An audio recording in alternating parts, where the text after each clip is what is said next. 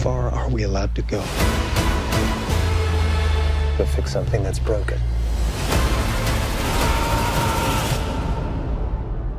Until the remedy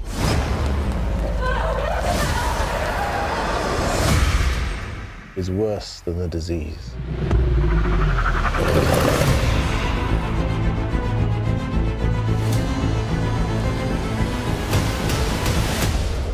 Michael Morbius.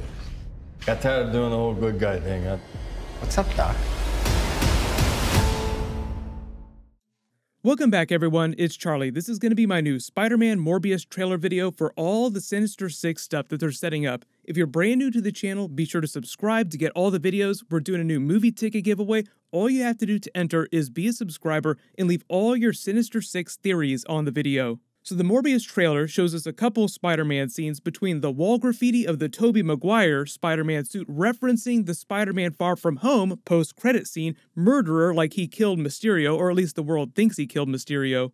Then I would argue the even bigger scene of Michael Keaton's Vulture after the events of the Spider-Man Homecoming post-credit scene in his same white prison jumpsuit in New York City, which itself might be from one of the Morbius post-credit scenes.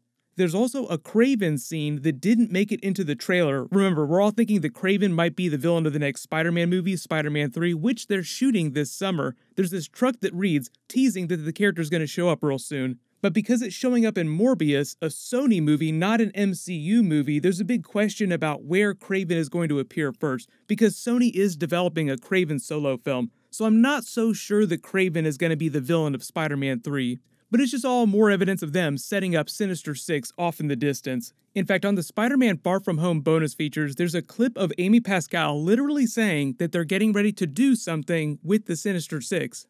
These villains that we now have in our universe happen to be characters that are in the Sinister 6. There may be something that happens with that. No matter where he goes, the world is going to be different for him. Here's the real blockbuster. Brace yourselves, you might want to sit down. Spider-Man's name is Peter Parker. What the f— No more hiding.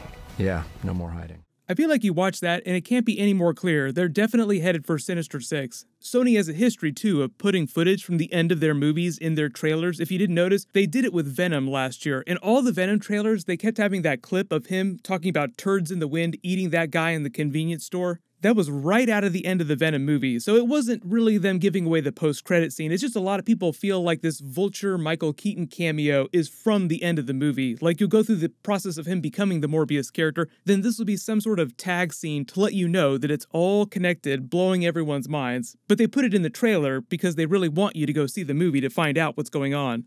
On top of all this, there's also a lot of people now after watching the trailer who are wondering if Jared Harris's Morbius character is in fact secretly a really big Spider-Man villain from the comics. He comes off like a caring father figure to Morbius in the trailer, but Sony is being very secretive about the official name of his character, and the only reason to do that would be if it's a big spoiler, and if he's playing a huge Spider-Man villain. Like, a lot of people are now wondering if he might secretly be their new version of Dr. Otto Octavius, because there are only a few big Spider-Man villains who are doctors themselves, and it does seem like his character is a medical doctor. And even though a lot of Spider-Man villains come from the sciences, like Norman Osborn is a scientist, he's not a real doctor in the way Dr. Octopus is. And you have to remember that Dr. Octopus is actually the person who put together the first version of the Sinister 6 team. Norman Osborn's Green Goblin didn't really get tied up with Sinister 6 stuff till way later in the comics.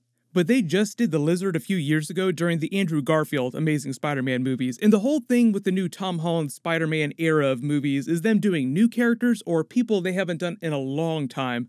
And yes, they did do Dr. Octopus during the Tobey Maguire films, but if they're using Tobey's suit for this big Spider-Man Far From Home Easter egg, then maybe it is a big clue that they're bringing back some more stuff from the Tobey Maguire era like the Dr. Octopus character. But now you probably realize why they wanted to put so much of this Spider-Man crossover stuff in the Morbius movie. It's mostly to get you to go see the movie to find out what's happening. Otherwise, how many people do you think would completely ignore Morbius? He's not that huge of a character, and even though Venom did really well last year, Venom by himself is a really popular character, so people were already going to go see that movie no matter what.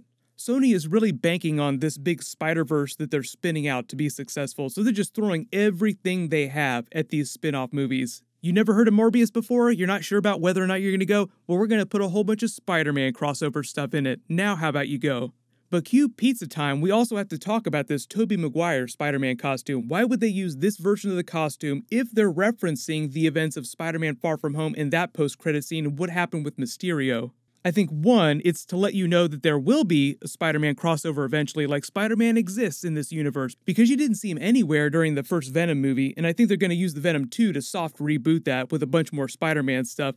But two, I think it's also meant to be a nod to the original Sony Spider-Man movies with Tobey Maguire. Like, those were hugely successful films. However you feel about them creatively, Spider-Man 2 is still one of the best Spider-Man movies of all time.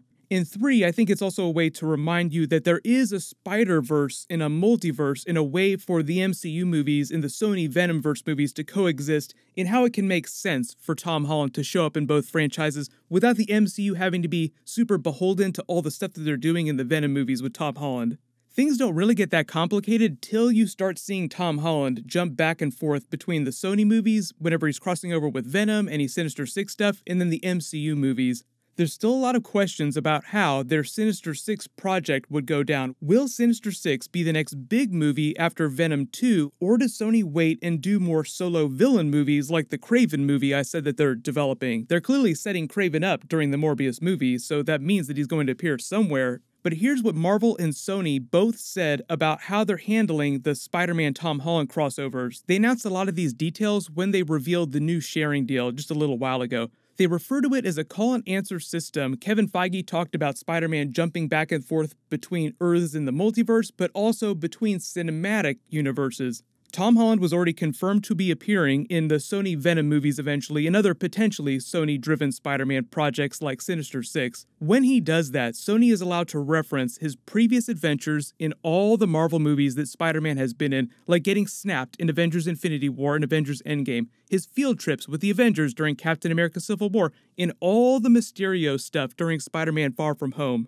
Then when he comes back for more Marvel movies like Spider-Man 3, Avengers 5, Young Avengers, whatever, the MCU movies are allowed to reference all the stuff that happened to him while he was in the Sony Venom movies. So if he gets the symbiote during one of the Venom sequels or doing a big Venom crossover, they can reference the symbiote in the MCU movies after that.